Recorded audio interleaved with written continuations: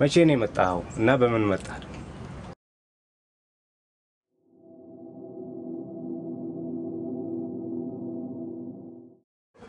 እናትም አባትም?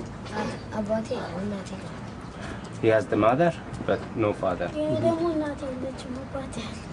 And he said, my father is alive, but my mother is not alive. She's dead.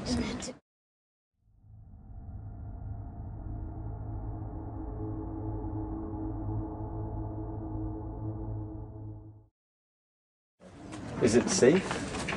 ችግር የለም ምንም የሚያጋጥማችሁ ነገር ማለት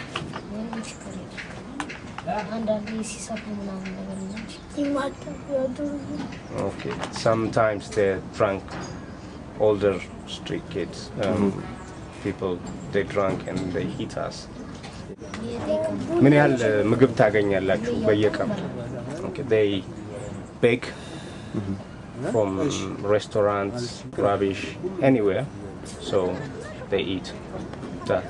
They survive with that. They said.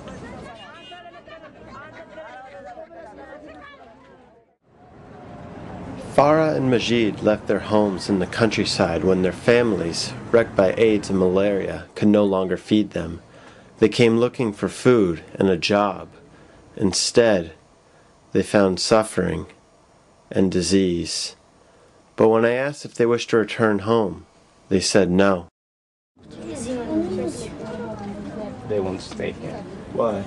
ለምንድን ነው ሀገራችሁ ማትሄዱት? ለምን?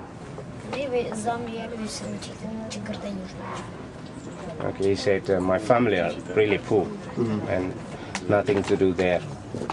I have seen it. What kind of future waited for them in Addis? I asked a group of older street children if they had found an easier way to survive.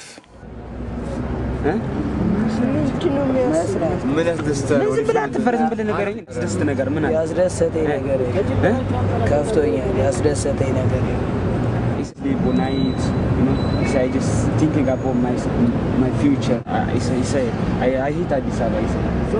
Everything will be angry. His friend said that he had no idea where he would find food next. When I would be hungry, I just cry.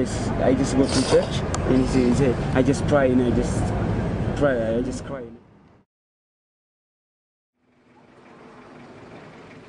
If you are the poorest of the poor, you are so far down at the worst of situations, you cannot even think of talking to someone for help, you know. It takes some strength from inside to apply for help, and these people don't have it. Society has pretty much abandoned them to the bare hardships of nature. It's like a zoo. In a zoo, the weakest animal becomes the target of the strongest, you know, biting and harassing and pursuing and so forth. The same thing happens in the underworld of the street children population. So when communities fell apart, when families were devastated, what do you have? A crisis. But it's a crisis that Hope has tackled head-on. 6 days a week, a truckload of food arrives at Hope's downtown cafeteria. In a few short hours, Hope feeds upwards of 1,000 people. In a nation of 75 million, Hope is their only soup kitchen. Our agenda should be to help people so that they can help themselves. So the next thing we do is we go right into education. They are poor not only physically, but also spiritually. The things that you and I consider unacceptable are acceptable for them. For instance, stealing is acceptable for them. Lying is acceptable.